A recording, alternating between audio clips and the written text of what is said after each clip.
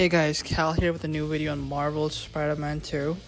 We're less than 20 days away from the game's release date of October 20th, so I thought it was a great time to try to answer some of the most burning questions regarding the sequel that has fans highly anticipating this game, and talking about possible theories here and there. So if you're one of those people who have questions like countless others, make sure you stick to the end of this video because who knows, I may just have the answer to your questions.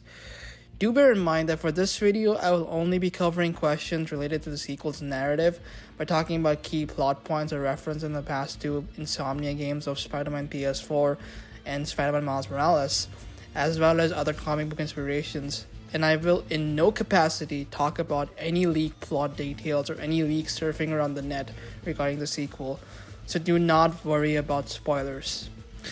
If you're excited to learn about new details of Spider-Man 2, then definitely make sure to hit that like button and subscribe to the channel to be updated on any important Spider-Man 2 news or content. Let us start with the most obvious one. Will Harry Osborn become Venom?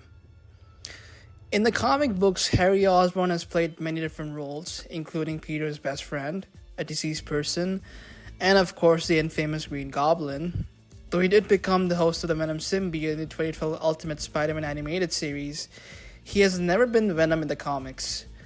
By making Otto Octavius one of Peter's closest friends and mentors in order for him to eventually break bad, Insomniac demonstrated its willingness to tamper with some established elements of Spider-Man lore in the original game. So if that's the case, can we finally see Harry become Venom? Well, when you think about it, the clues are definitely there.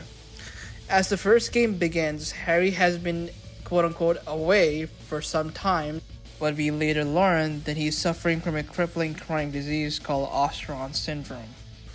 He informed Peter and MJ that he was traveling to Europe, but a mid-credit scene revealed that Harry isn't in Europe or anywhere outside New York for that matter. In fact, at one point, Mary Jane was only a few steps away from him. Harry is suspended in a clear green fluid in Norman's secret laboratory steel tank surrounded by black tendrils.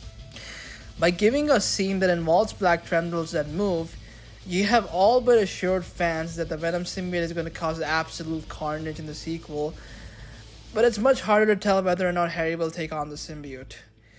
It's more likely the symbiote would have bonded with Harry in order to save his life, which wouldn't be the first time that something like that happened. As in the comics, Flash Thompson, a former bully of Peter Parker turned war veteran and amputee, bonds with the Venom symbiote to save his life, becoming Agent Venom. Moreover, Harry has absolutely no beef with Peter or Spider-Man.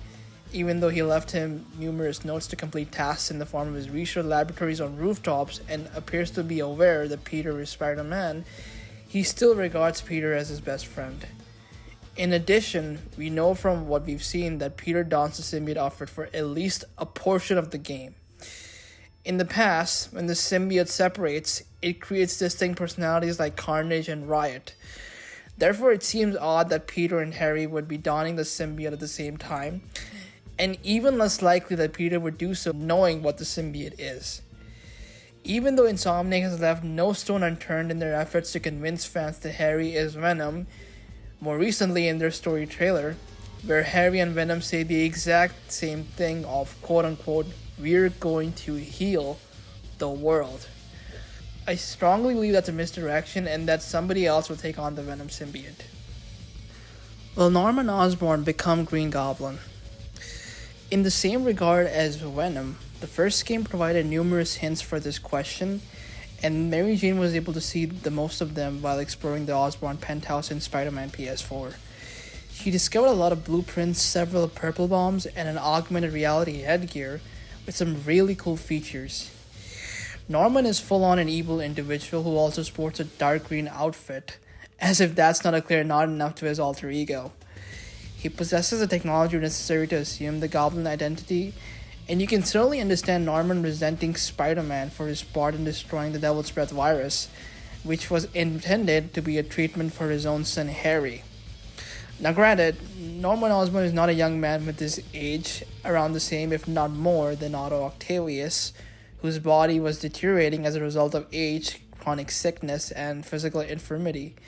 And based on that, Norman probably is in his late 50s or early 60s.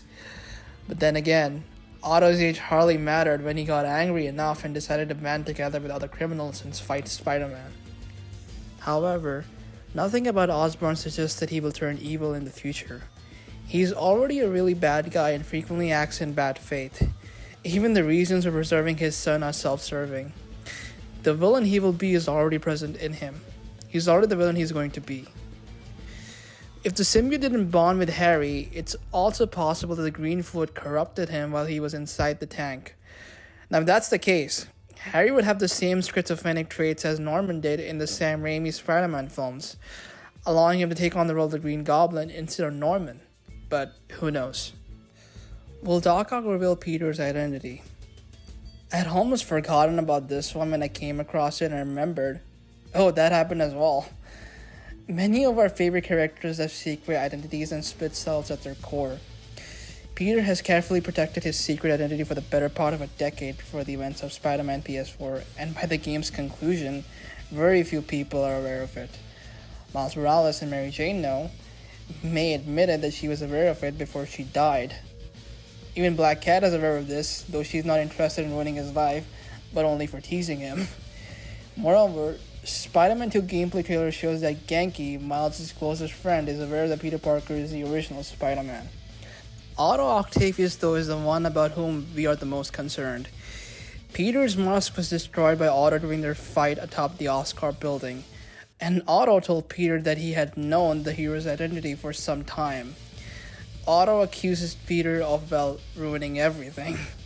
Norman Osborn was the object of his previous hatred, but Peter is the one who denied him the opportunity to exact revenge, and who also took away his chance at a second chance at life. His extra arms. Otto has every incentive to damage Peter's life, thus it stands to reason that he would tell the truth in order to ruin his old friend. But if Otto chooses to divulge Peter's identity, it would most likely be through a cunning scheme. Maybe he has the money to hire a hunter like Kraven, since he had the backbone to finance the entire operation in Spider-Man PS4 when he broke bad. He might also use it to threaten Peter, forcing him to act in a particular way in order to save his reputation and the lives of those he loves. But as we know, this Otto is a brave man who occasionally loses control of himself due to a terrible mental illness. Peter's admiration for Otto may be keeping him from revealing the secret. Heck, Otto might be recovering the same way we saw in Spider-Man No Way Home, where without the neural interface contaminating his mind, Otto is just a man who understands what he's done wrong and how he's hurt someone he cares about. Will there be any Into Spider-Verse moments?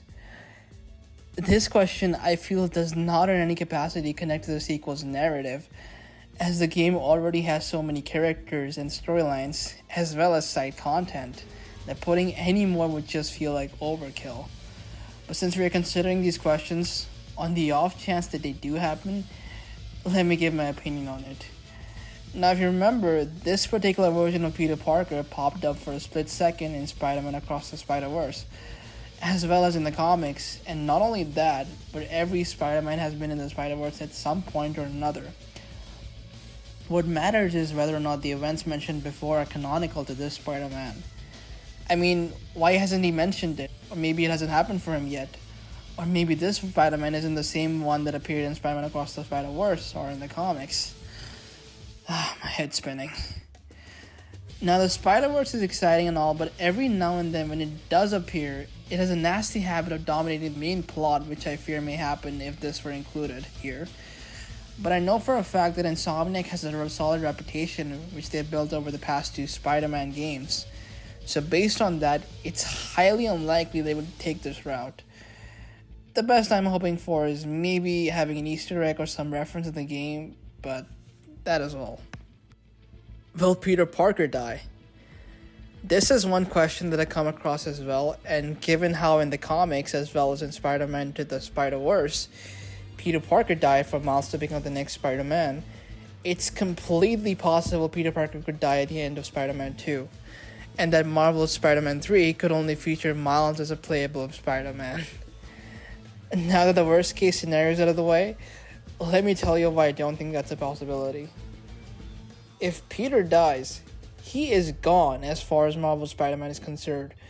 And taking into account that he is a beloved character in one of the most successful PlayStation games to his name, Peter is probably safe, though you can bet Insomniac will leave no stone unturned in dropping an Easter egg noting Peter's past comic book destiny in a subsequent close call. Now, there is another way Spider-Man could die, temporarily, and that is by the hands of one of the game's main antagonists, Kraven. Delving into some comic book history here, Kraven killed Spidey in the Kraven's Last Hunt comic, after which he attempted to put on the spider costume in an effort to outdo the original design. But surprise, surprise, Peter wasn't dead exactly, just unconscious for a few weeks due to the drugs, after which he dug himself out of the grave and went on to beat Kraven and reclaim his suit. Personally, I would love to see this happen in the game, since I'm a huge fan of that comic, but in the most likely case, Insomniac is not done with Peter just yet. And that is it for this video, guys. Now, there are a few more questions that I want to cover, so there will be a second part to this video, so stay tuned for that. And I want you guys to leave your thoughts in the comment section and make sure to hit that like button and subscribe to the channel. Thank you for watching. Goodbye.